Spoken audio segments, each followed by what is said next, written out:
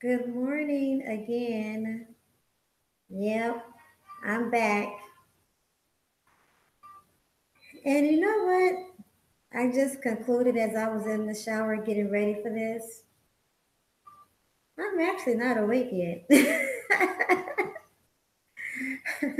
I'm trying to be, but I'm not really awake yet. And as I was in the shower being silly, that's when I really realized like, yeah, you got stuff to do, but you ain't awake. But anyway, I felt inspired for some reason. This hit me to set up this stream and talk about bucket. And can y'all hear me okay? I'm gonna let the music play in the background, but can y'all hear me okay? Y'all let me know if y'all can hear me over the music, cause I don't want to let. I'll lower the music if I need to, but I want the music to play. Can y'all hear me okay? Awesome sauce. Good morning, Water Sniper. Good morning, Miss Gigi. Good morning, Kwame. So I want to keep this stream up, and I want to share this stream with my other social media. So I really want to keep it as clean as possible. But I do feel like I need to be raw, really raw, a little bit too for some people, right? And man, fuck them. I can't. I'm just gonna start off real clear like that. Like fuck them. Life is too short. It's way too short, and we got way too much to do, way too much to accomplish. I don't care who you are. I don't care where you are. I don't care where you came from. I don't care where you're trying to go.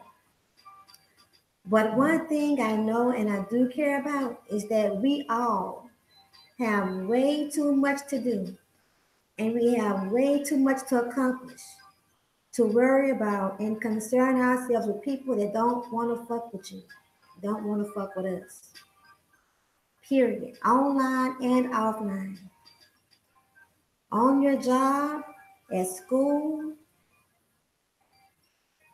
societal functions, social events, family, whatever, whoever. We do not need to worry about, love yourself enough to stop concerning yourself about people that don't fuck with you. I don't care if it's a racial thing. I don't care if it's a religious thing, cultural thing. Look, stop giving a shit. Too many people are concerned about people that don't even sign their check. We worried about if people like you, if they accept you.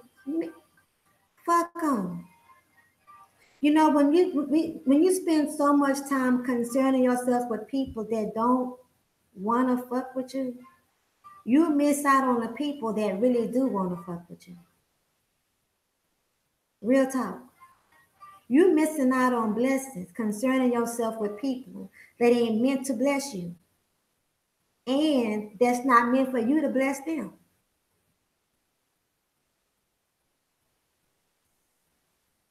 And you put too much emphasis on people to make you feel important. You don't need them to make you feel important at all.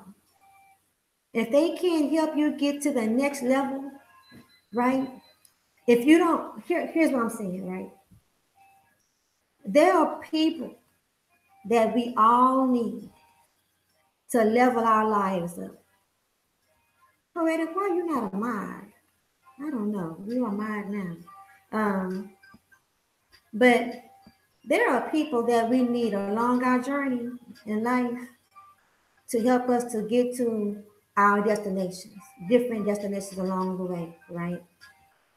And the people that we need are the people that we have to, in some way, surrender to, submit to, because it's something about them that makes us need them, okay?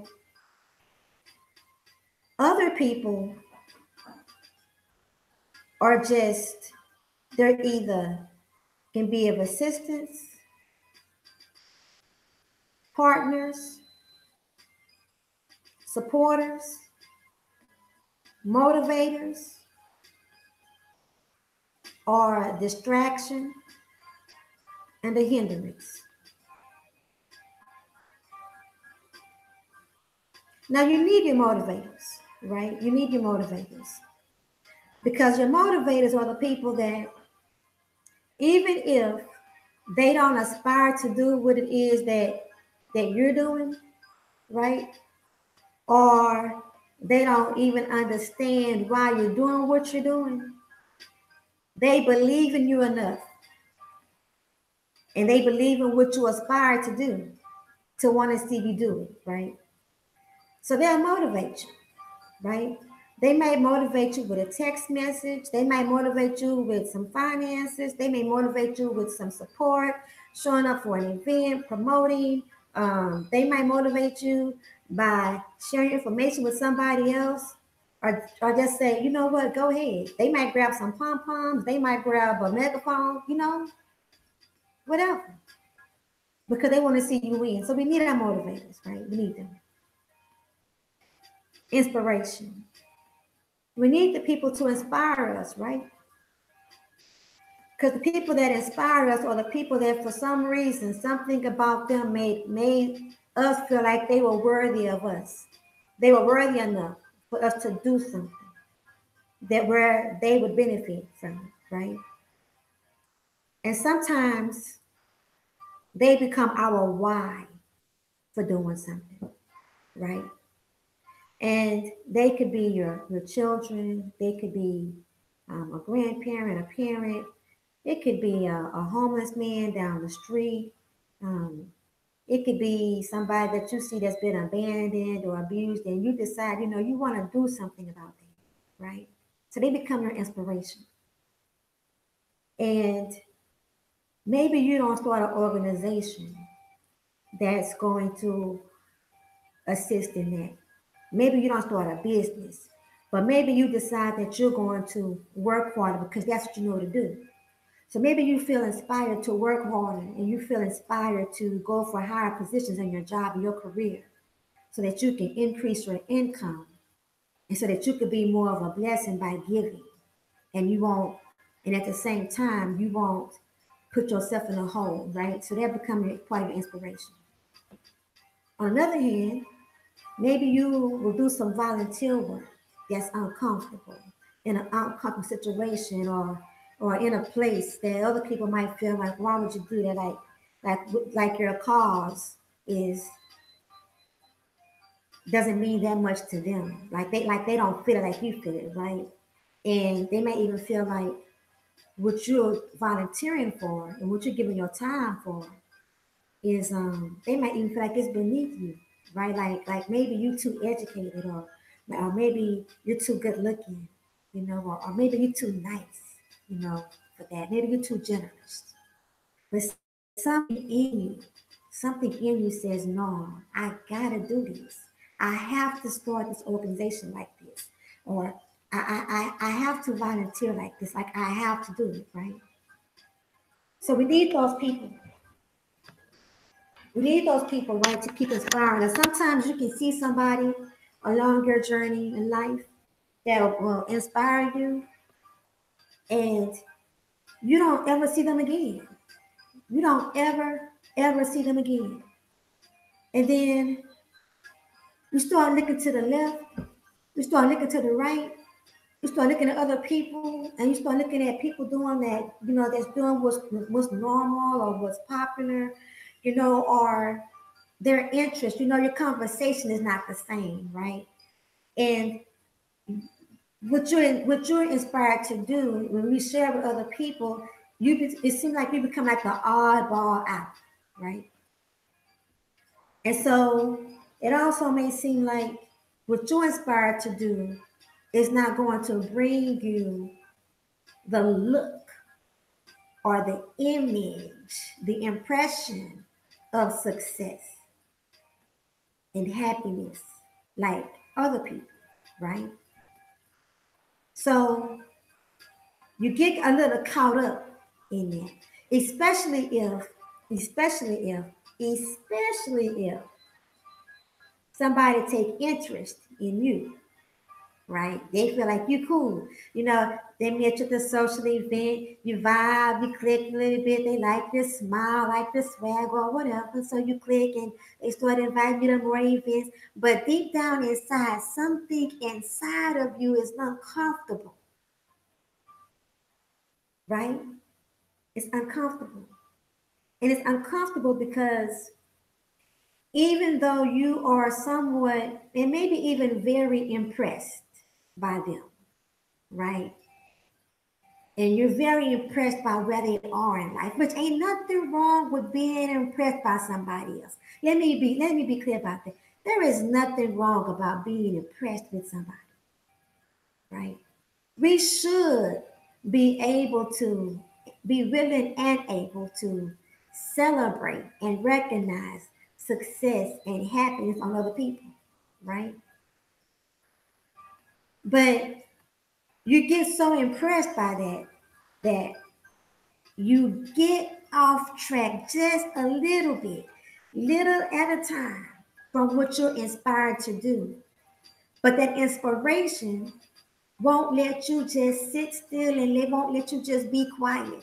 And so you begin to talk about it a little bit more and you try to open up a little bit more about this with these people that you're impressed with, and then they not feeling you the same, right?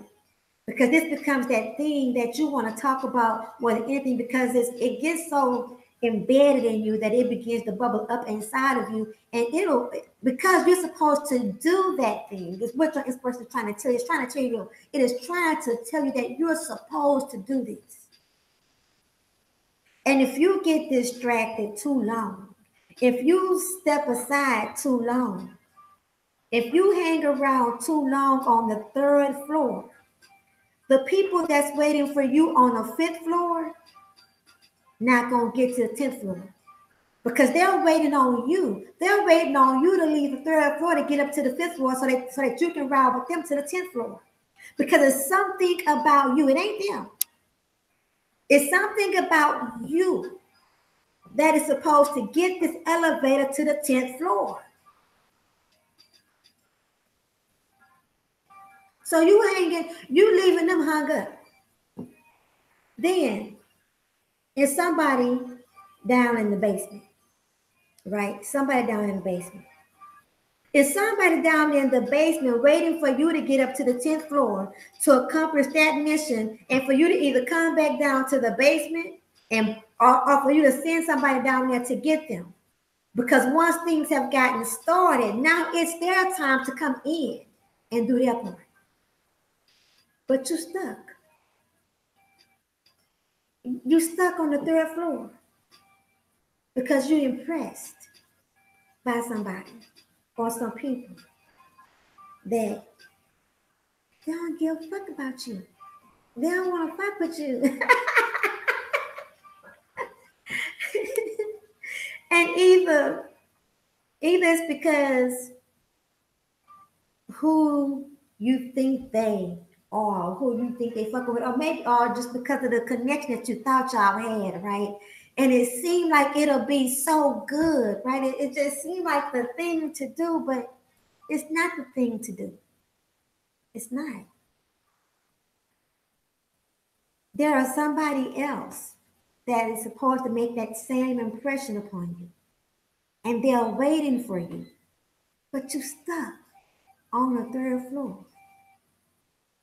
And then what starts to happen, right? Here's what starts to happen, right? You actually start losing value. Now you had to have already have thought a little bit less about yourself anyway, to be so impressed by the people on the third floor that you want to stick around with them when you see and you hear that they don't want to fuck with you, right? So something about you already, something in you already is that value, right? And really and truly, there is nothing that you can do and nothing that you can say There's nothing that you can accomplish to flip that switch where it'll be authentic, right? But the longer you stick around there, the longer you concern yourself with it, the more you begin to devalue yourself, the more you begin to lose your value. So that the people that have been waiting for you, right, and they need to assist you, you begin to lose your shine so that they won't even recognize you when you do show up. So now you finally leave the third floor, right? You finally say, you know what? I'm going. It ain't me. It's whatever. Let me go on and get on up to this fifth floor, right? Get on the fourth floor. When you get to the fourth floor, you start kind of lingering a little bit. You're like, let me go on and get off here right now, Let me get my mind right before I get to the fifth floor. Let me get my mind right. Let me kind of recalibrate a little bit, right? But really, what's happening while you're doing this is you kind of start having regrets. You start examining everything that got you sidetracked and sideswiped, right? Start having those regrets. Then, while you start having these regrets, it began to show. It began to take place in your demeanor, right? Now you got something going on in your spirit. You got something going on in your head. Like now you really messed up, right? You really messed up.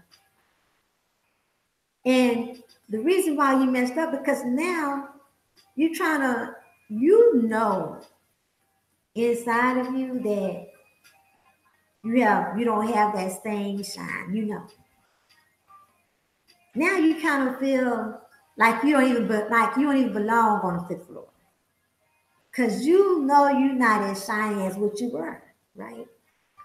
And then the more now you're walking around, now you look, you don't found your way all around the fourth floor, right? You done navigated so much around the fourth floor that you can now tell everybody on the fourth floor where the bathroom is, you know where the lobby is, you know where the sign-in desk is, you know where security is.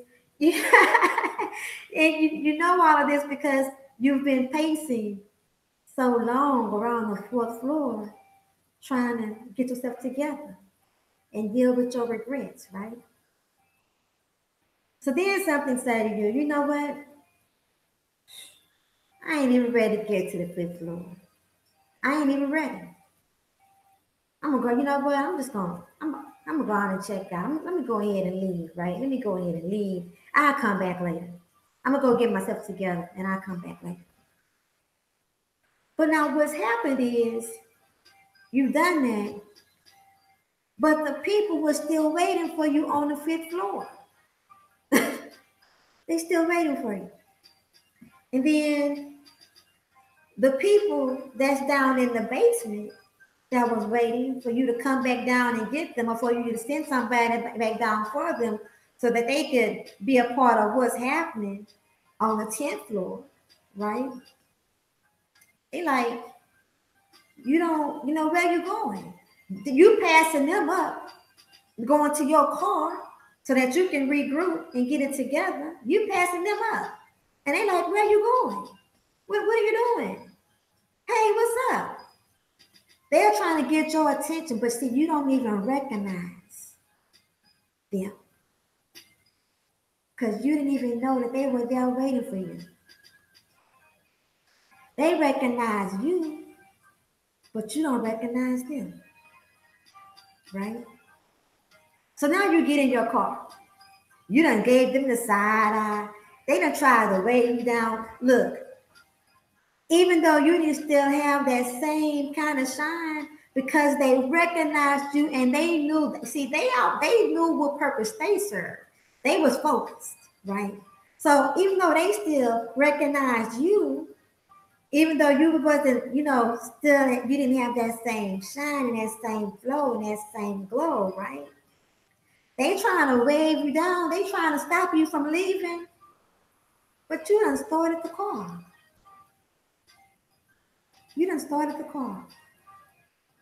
And you looking at them like they crazy for even trying to wave you down and for even trying to ask you where you're going, why you leaving, what are you doing, right? But these were the ones that you're supposed to remain impressed by. These are the ones that you're supposed to be impressed by, because these were the ones that's supposed to help you with what's popping on the 10th floor and take what's popping on the 10th floor to another level. So now you got the people on the 5th floor hung up, and you got the event held up on the 10th floor, right? Still waiting, still holding out, because it's your assignment. So now that you're walking around in regrets and you're riding around in your car in regrets and you get back home and now you start doing average shit. Now you're doing average shit. Average stuff. And it's not that the act it's not that the act itself is average. It's the point of it's comfortable for you. And it's easy to get back there now because, you know, you didn't feel worthy and you didn't feel ready and you let yourself get so distracted by your feelings, right? With that. So now this average stuff that you're doing is it's further taking you away from what you're supposed to be doing anyway, right? And then all along, you still begin a lot more uncomfortable, right? And now it begin like you chasing something, but you don't even know what you're chasing. And you don't even know why. And now you don't allow yourself to get back on this wheel, on this little hamster wheel, right? And then you're still trying to fit in, and you're still kind of trying to care about the things and the people that don't fuck with you.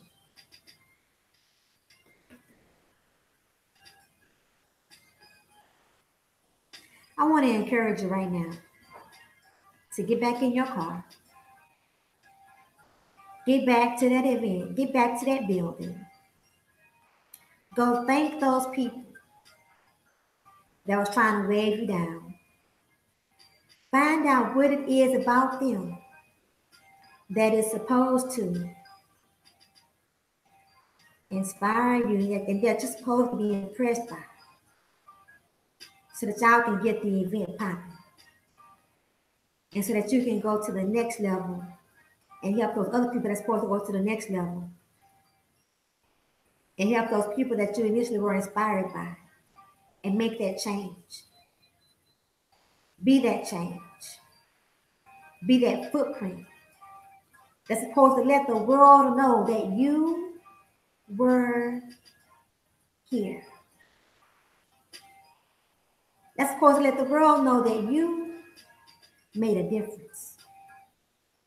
See, 90 chances out of 10, and I didn't say 9, I said 90. 90 chances out of 10, not 9. 90 chances out of 10. The people that you were impressed by and was so concerned with, not fucking with you, didn't have anything at all to do with what it is that you're supposed to be doing. Right? Not at all. What looks good on them is what's supposed to be for them. And maybe you didn't realize that you was trying to make what's supposed to be for somebody else for you. And maybe you didn't realize that what you were doing was equally, if not more important than what they were doing. Let me put you up on this.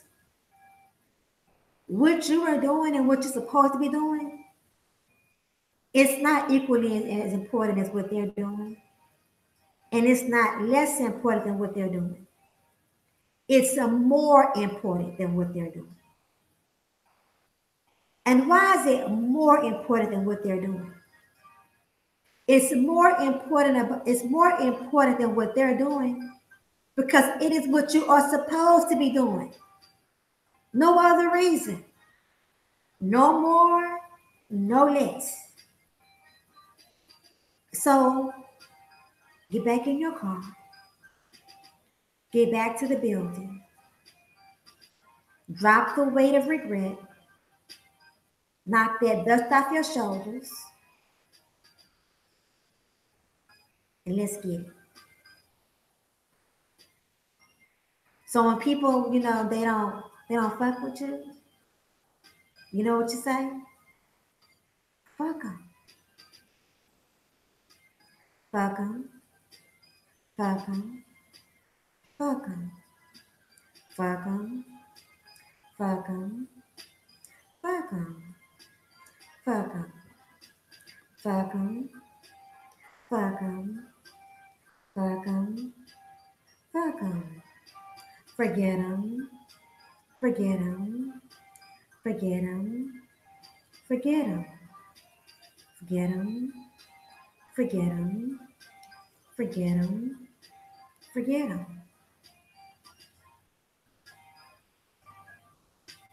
The bitches on your job, I want to fuck with you. They say, she thinks she all that. Knock that dust off your shoulders. You are all that. The guys, they don't want to mess with you. They don't want to invite you out to hang out with them. You too nerdy for them. Or you think you all that. Or you're not good enough or whatever. You ain't cool enough. You don't dress like they dress. So you don't have enough swag, whatever. You're not player enough. Fuck them. Fuck them. Fuck them. Forget them. Forget them. Forget them. And then, guess what? You can be an example to somebody else how to move on and say, fuck them.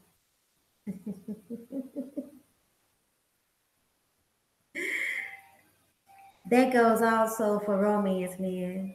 Look, everybody not gonna get along with you. Everybody not gonna like you. Everybody gonna want to hang with you. Everybody not gonna want you at their house. Everybody not gonna want to let you have sex with them. Everybody not gonna want to go out with you. Fuck them. Fuck them. Forget them. Forget them. Why would you rob the people that do fuck with you and that want to fuck with you? Why would you rob them of the opportunity to shine with you and shine for you? Why would you rob them? Why would you rob yourself of true appreciation and true shine? Right? Why would you do that? Cyberbullying is real, right? And it's so real that because we have children that's growing up in a technology world, that they really don't even know how to socially engage and what's socially appropriate, because all of their interaction begins with social media. They don't even know how to have a conversation with their friends in person without bringing out their cell phones. They don't know how to even disagree with anybody without sending a text message or putting up a blast on Facebook, right? So when things happen with them, right? And kids, y'all, do y'all know kids? Let me tell y'all about kids. If y'all don't know about kids, y'all, kids are mean as fuck. Kids are mean, right? Kids are mean. Y'all, kids are probably like the most honest, they're probably like the most brutally honest individuals. Because they be like, man, kids just take, I don't like you up to a whole nother level. Right? They do. And kids have a way of bullying that is, it can seem light and it can seem small, but because people are very impressionable still, and they don't know what that means, right? As grown-ups, we know what it means, but they don't know what it means. So they don't really know to the full extent they might be damaging. And in some cases nowadays, some of them really don't care. So for kids though, they don't know how to move on, and they don't know how to say fuck them, and they don't know how to say fuck it. Forget about it, y'all. They isolate. They become suicidal or homicidal. People get hurt. They hurt themselves. You know, you know how many the suicide rate, y'all, for children and teenagers has increased since social media has taken the rise that it has. And that's sad, right? But kids see grown people bullying grown people. And kids see grown people not being able to deal with peer pressure. What? Did y'all hear what I just said? I I hate that I felt I really hate that I felt like I had to do this morning, because the more I'm talking right now, it's messing with my own spirit. It is, because it's touching my heart that I know that this stream is for grown people. And it kind of touches my heart right now that there are some grown people that don't know how to deal with peer pressure.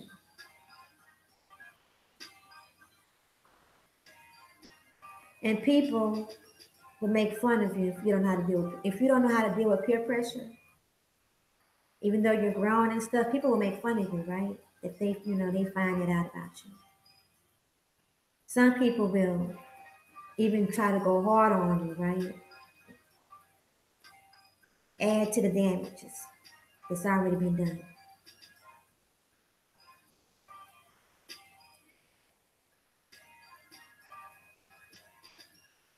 So I'm gonna say to you, you catch this dream, and it could be, you know what, you might catch this dream 5 years from now and it touch you. It hit home to you. It might be 10 years from now you catch this dream somewhere down the road, because I promise you that this dream is going to be timeless. I promise you that this dream will reach millions of people. I promise you that. And I promise you that because that's my intention. And I have yet to see my intentions go undone, unfulfilled. So that's the intention. My footprints will be here. You will know that I was here. My DNA will be all over this globe. But no matter how old you are when you catch this dream, however you catch it, and no matter where you are, no matter what place you're in or where you've been, I want you to know that you are important. And you are more important than any individual that don't want to fuck with you. So Fuck 'em.